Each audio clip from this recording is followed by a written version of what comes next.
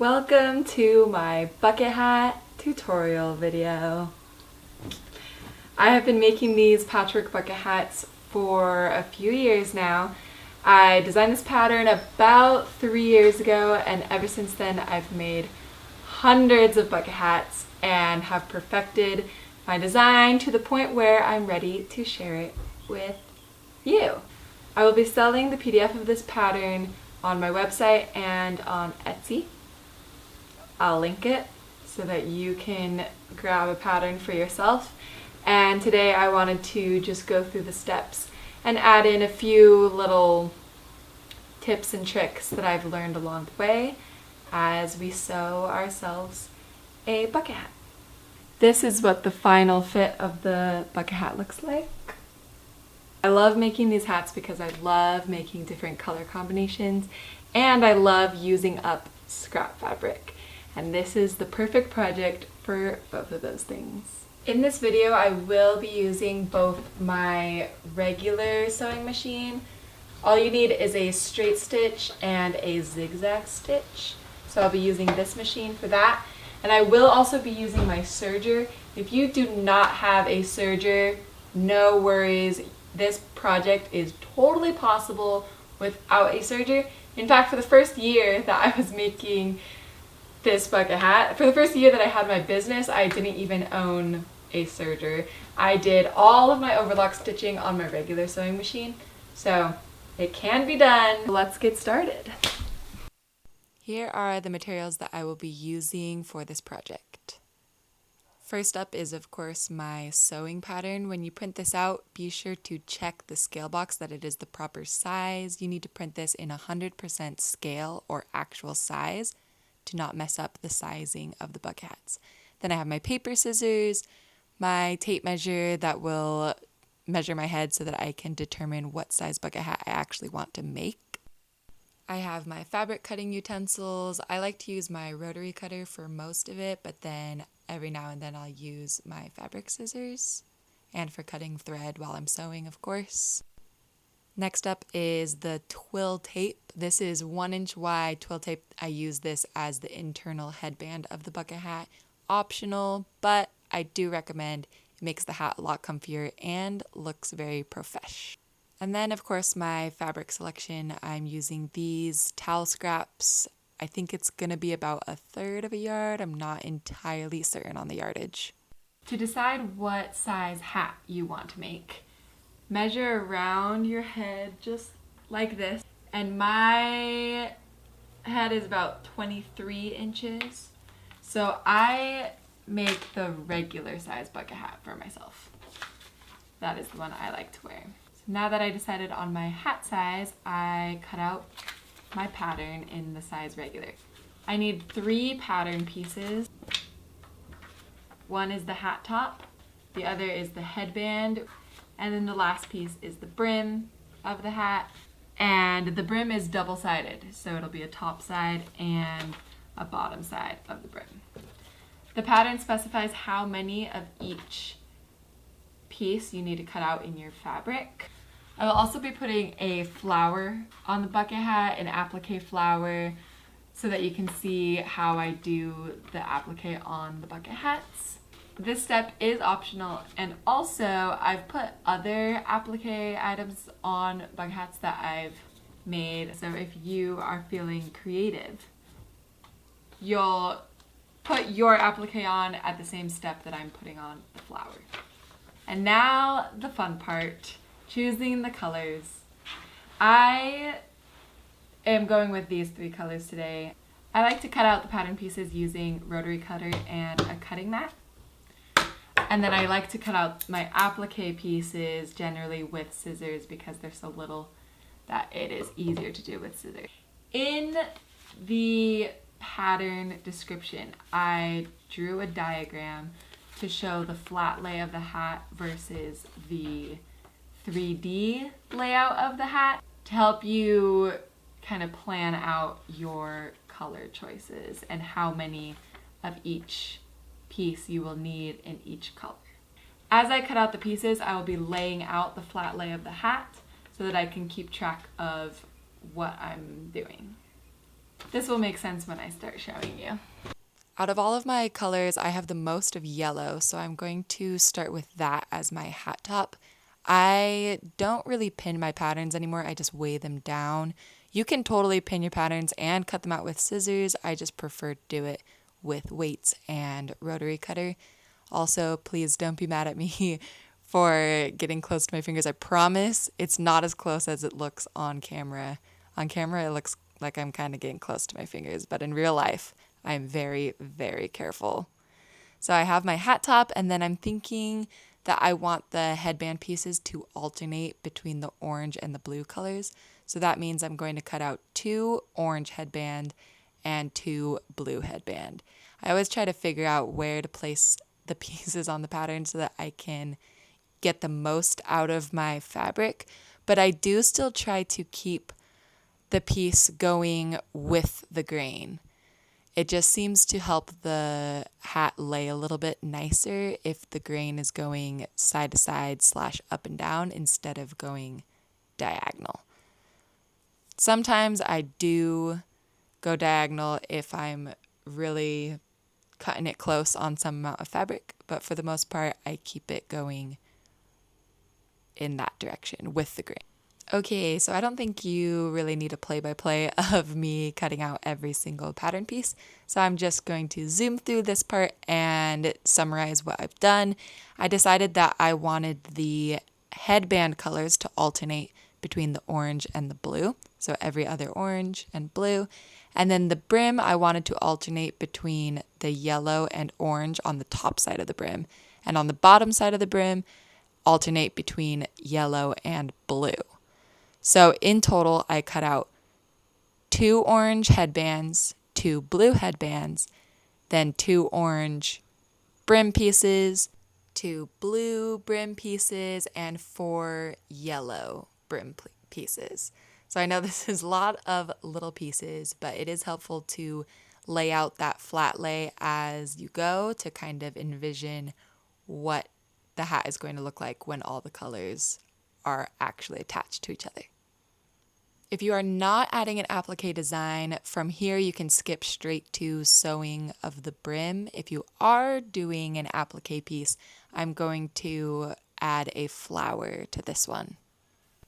And now it's time to cut out my applique flower. I like to use the little cutoffs that I created when I was cutting out the hat pieces. This is just because it's easier to hold in my fingers, and since the pattern pieces for these flowers are so small, I like to be able to hold it right between my thumb and finger as I cut around the petal pieces. So here's a kind of zoom up of me clipping away. My scissors are a little bit dull at the moment, so I have to take little snips. And sometimes I have to kind of freehand touch it up so that it looks even. But in total, I'm going to need 5 petal pieces and 1 center circle piece. Now to pin it all into place so that it stays when I sew. My favorite way of finding the middle of something is to fold it in half and make a little crease. So I did that to the front headband piece, which is where I want my flower to reside. And I line up that top middle petal in the center crease. The next 2 petals I line up so that the bottom of the petal kind of makes a horizontal line. And then the last 2 petals just make sure that the flower petals are spaced far enough away from the edge of the headband to provide enough room for the seam allowance. The top of the petal, the top of the flower needs to be about 1/2 inch down from the top of the headband, whereas the bottom of the flower needs to be away from the bottom by about 3/4 inch.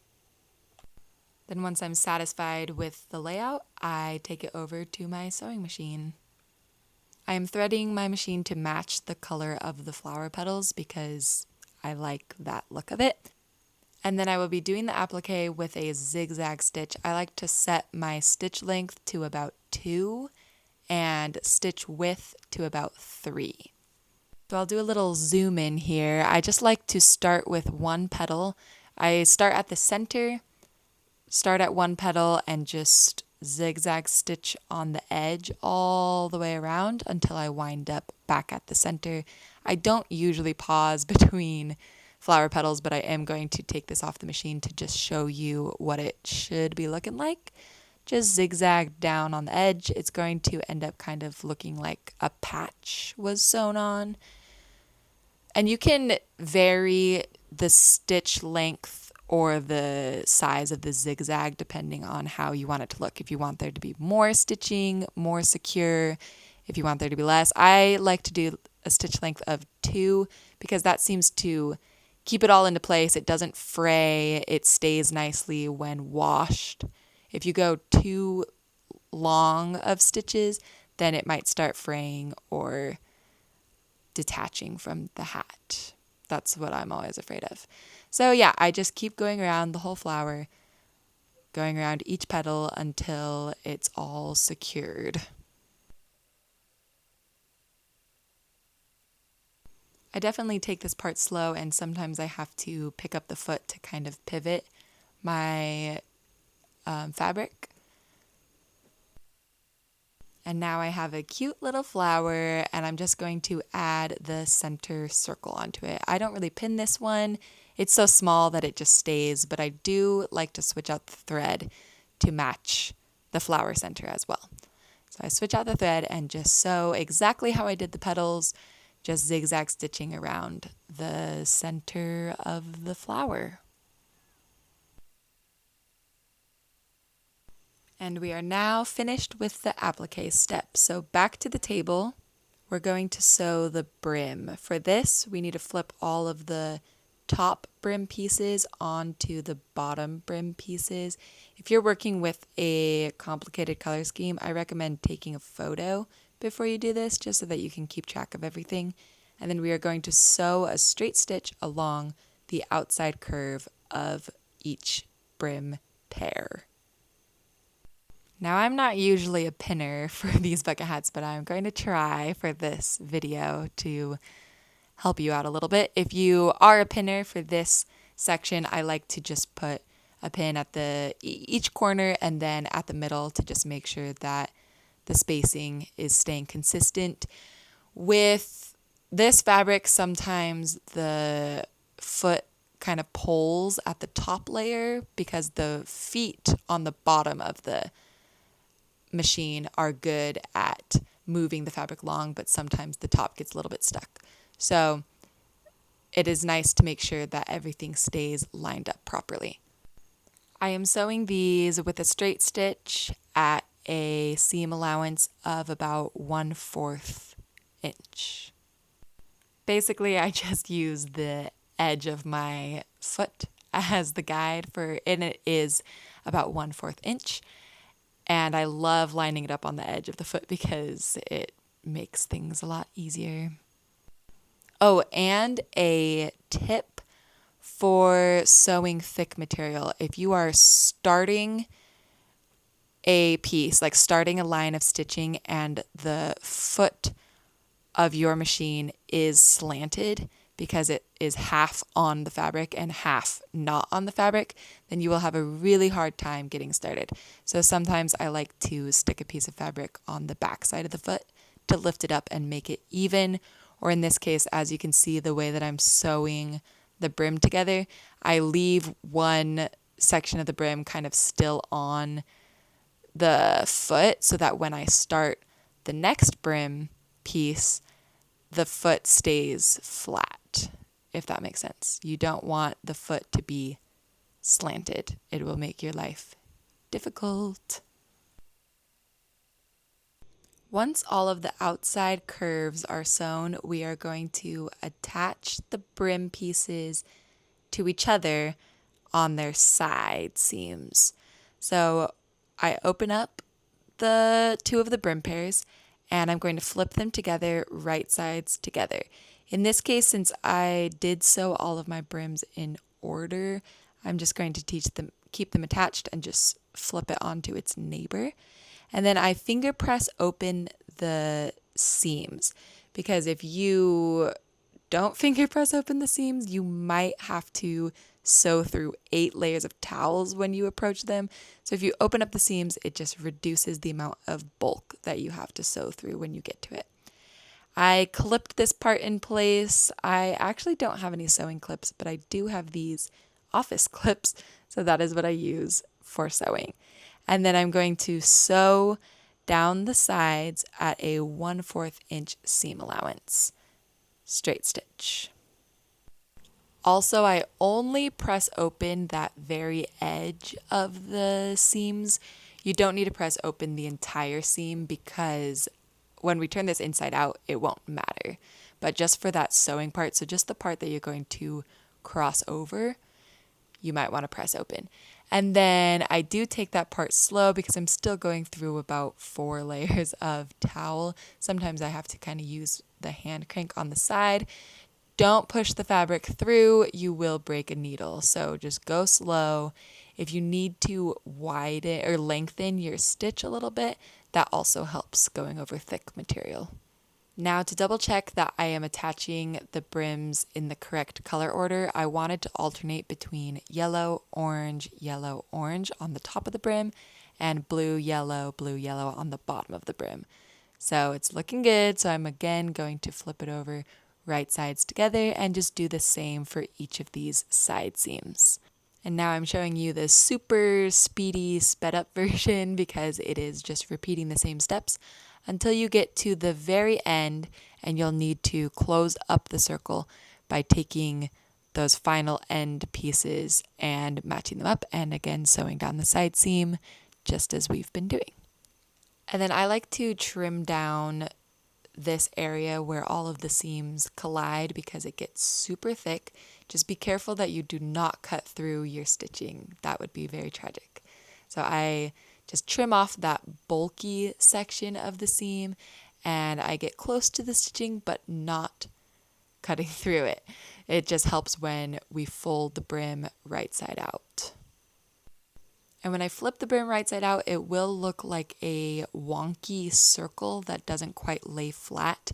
And then I kind of tug at all the seams to make sure that all the seams get pushed to the very edge. So just really tug at it to make everything lay flat and nicely. And hopefully all of your seams line up and it looks super pretty. And I'm just trying to push that out, that inside seam to the very edge. At this point, I do also shake off my work because I'm trying to get all the lint off of the outside of the brim because as we sew the brim in circles, I don't want to trap any lint there. So I shake it off and clean off my workspace, and then we're going to start sewing in circles around the brim. When doing this, make sure to also press open those inside seams for the same reason as when we attached the brim pieces together. We don't want to sew through too thick of material. Sometimes I pin these into place, sometimes I do not. You just have to remember to take the pins out about halfway through because otherwise you will crash into them while sewing. Now fitting that thick edge of the brim underneath your sewing foot might be a bit of a challenge. You can usually lift your sewing foot up a little bit extra, so that will be useful. And then we're going to sew a bunch of laps around the brim, which creates stiffness in the brim and makes it really sturdy. This pattern I designed based off of thick material. If you are using thin material, you might want to put a stabilizer in there. I do not know because I do not use thin material, but with thick material, you do not need any kind of stabilizer. The stitching will be plenty. I do my first round of stitching at about 1/2 inch inseam. I like to space the first lap a little bit farther away from the edge because I'm trying to avoid that thick inner seam. So when I do it at about 1/2 inch, it does a good job at avoiding that really thick cluster of fabric, or that really thick clump of fabric that is pushed towards the edge. And as I go, I just keep tugging that inner seam out to the very, very edge so that the brim turns into a nice circle and nothing is tucked inside. And I always take this first lap super slow. This is where I break all of my sewing needles, so please be careful. Oh, I also just realized I never talked to you about sewing needle size. I like to use size 16/100. I also do use size 14/90. Both of those seem to work well for me, but for the brim, I usually like to use the size 100. It's a little bit more sturdy. Once I get back to the beginning where I started, I pick up my needle and I just scoot over about 1/4 inch. You can vary this based off of personal preference. You'll probably have to do a little bit of experimenting to see what you like. I've decided that I like to space the stitching about 1/4 inch. And that means that I'm following my first line of stitching with the edge of my sewing foot, which is mostly why I like the 1/4, but it also provides a good amount of stiffness. I also pick up a little bit of speed as I'm doing the second lap. It's a little bit more secure, but I still slow down for whenever I hit those side seams. So yeah, still be careful. And now I will show you the fast forward version. Don't worry, I'm not actually going this fast. Still be careful when you get to those thick side seams, and don't be afraid to use the hand crank if you ever get stuck. And then just repeat the process over and over and over again until you get to the inner edge of the brim. I always feel like I'm kind of hypnotizing myself when I'm sewing the brim because it just goes around and around and around in circles, and it's kind of fun. Also, this is my reminder for you to keep checking up on those inner side seams to make sure that they're still lined up with each other and that the seams are still pressed open so that you don't have to deal with any extra thickness. Once you've finished all your stitch circles, the brim is looking much more like a brim. Yay! And now to finish up the raw edge, I trim off any of the excess uneven parts, and then I serge the edge. If you don't have access to a serger at this time, that's fine. You can finish off the edge with any type of overlock stitch.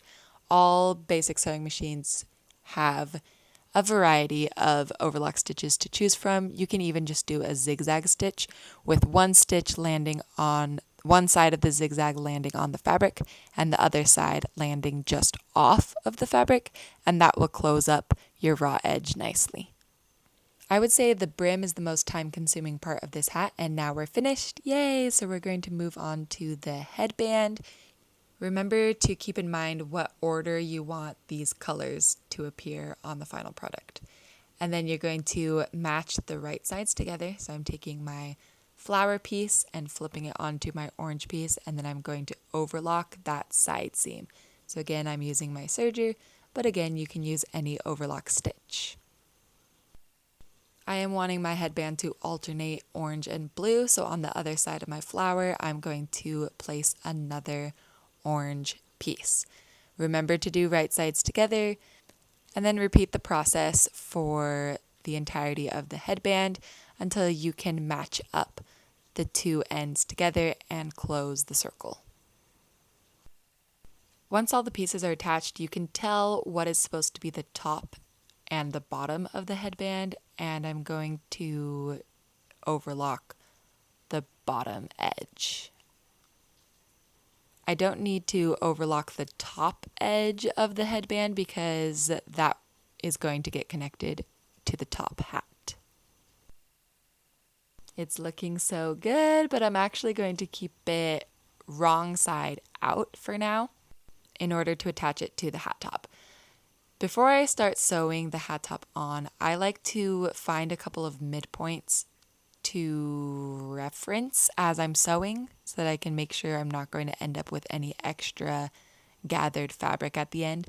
So I fold the hat top in half and I mark the two center edges. I just mark these spots by putting a pin in it, and then I use those references to match up with seams on the hat. So I just do 2 reference points. I match up one pin with one side seam of the hat, and then I go to the opposite side and pin that spot in place as well. So basically I'm just attaching 2 opposite ends of the circle to the hat top so that I can kind of keep track of the size of the hat top as I go. If you want to add more pins, you totally can, but this is the process that works for me. And then I also recommend sewing with the hat top on the bottom. So the hat top is placed on the base table part of the machine, and then I put the headband on top of the circle, right sides together, and sew along the edge in this way. And then I just make sure to keep the edges aligned, and I lay the headband flat at the part that I'm sewing it.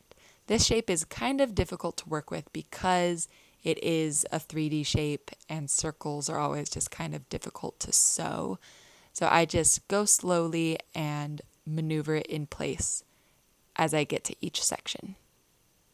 So I started at one pin, and when I reached the other pin, I could see that I wasn't having to tuck in any extra fabric. So I was doing good at keeping everything in place.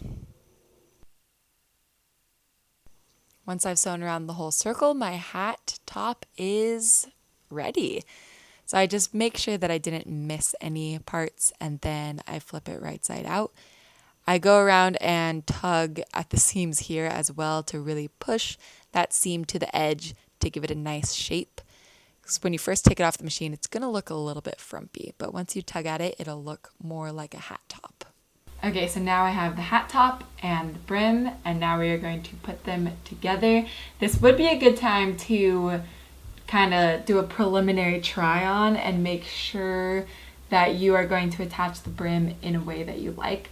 I am known to change my mind about which way I want the brim to be. If I want this to be the upper side or the bottom to be the upper side, this is the last chance to change it. So I kind of like to just piece it together, and I can get a little preview of what my hat is going to look like.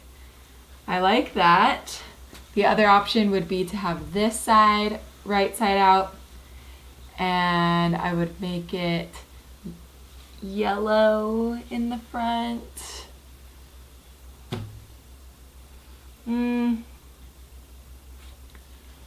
I like the orange better.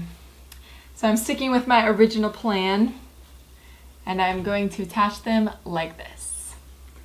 So for this part, I keep the headband hat top piece right side out, and I put this one wrong side out so that you're matching right sides together when you layer them together. So you're making the hat like this. I'll zoom in when I take it back to my sewing machine. So here's a better view. I'm lining up the seams right sides together, and then I'm going to pin into place. For this part, I like to pin every seam, so there will be 4 places that I pin around the hat. Of course, you are welcome to do more pins. This just seems like a good amount for me because each section is small enough that with those pins at each seam, I'm able to still keep track of how the fabric is fitting together. And yes, it might look a little off at the moment, but as you're sewing, you'll see that it lines up very nicely and you shouldn't have any gathered or excess fabric. I remembered after a couple pins that I also have these clips, so I switched to that. And now I'm just going to sew around the entire thing at a 1/2 inch seam allowance, straight stitch. This is technically the most amount of fabric layers that we have sewn through at a time, so be careful with your needle. But I actually feel like my machine handles this part better than it does sewing laps around the brim. I don't know if it's because everything is already sewn together, so there's not as many, it doesn't feel as thick since the brim is already kind of condensed. But yeah, so just sew carefully as always. And don't forget to take out those pins as you reach each seam. I sewed all the way back to the beginning, and here's some live footage of me realizing I ran out of bobbin thread about halfway through. Rip. So this is my little public service announcement. Check your bobbin thread so that you don't have to redo any more sewing. Once I actually finished sewing my brim to my hat, I took it off the sewing machine and I'm going to add the twill tape as the finishing touch. If you're not putting in twill tape, then you can skip this step. But I like to remove the table part of my sewing machine. And then this is my 1-inch wide natural colored cotton twill tape. And I'm going to find the back of my hat, so the side opposite. And then find the line of stitches that attaches the brim to the headband. And I'm going to lay the edge of my twill tape right in the middle of that section. So another way to think about it is just covering up your overlock stitches. This step is a little weird because it doesn't feel super intuitive, but you'll be top stitching the twill tape onto the inside of the brim. So I stitched this on with a zigzag stitch. For this part, I use a stitch width of about 3 and stitch length probably 2.5. Again, you can vary this for preference. I don't keep the zigzag stitching as tight on this part as I do with the applique. Here's a better angle for you so that you can see I'm just keeping that twill tape lined up in the center between the stitch line and the edge of the brim. So just barely covering up my overlocking stitches. Now I'm sorry for this part, I didn't realize how much my hand was blocking, but hopefully you can still see enough. When you get back to your starting point, I overlap it by about 1.5 inches and then trim off the twill tape. I like to do this instead of pre-cutting my twill tape just because per human error, the size changes every time I make a hat, just slightly. So as I am approaching that end, I flip the raw edge over. So I'm overlapping the twill tape with my starting point. And then I flip that edge over to hide the raw edge. And then I also like to sew up that curve just to keep it all into place. So now the hat looks like this, and the moment we've all been waiting for, flipping it right side out. So that tucks the twill tape up to be kind of a headband on the inside. And yeah. Okay, and for the moment of truth, the hat always looks a little bit kind of frumpy until you form it to your head, and then it looks really good. It will stay kind of stiff after that. So, voila, a 360, so that you can appreciate the color scheme. Get a little zoom up, take a look at the flower. I like these alternating colors, and I like that if I want to see more blue and yellow, I could just flip up the brim. It is incredible how just the stitching around the brim makes it so stiff that it's able to hold itself like that. Kind of fun. So yeah, I hope that this process wasn't too painful for you. You didn't break too many needles, and you will probably need to vacuum up your sewing space after this.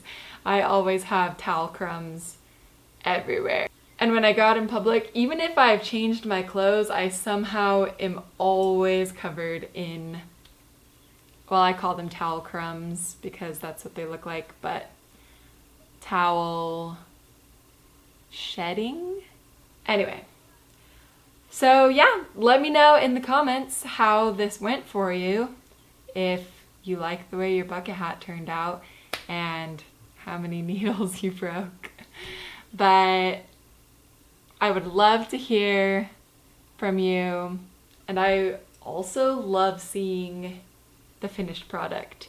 Making a pattern for the first time was really trippy, starting to see everyone's results, because I'm so used to sewing everything myself that I know exactly what every Coastal Bucket Hat looks like because I chose the color schemes and I sewed it.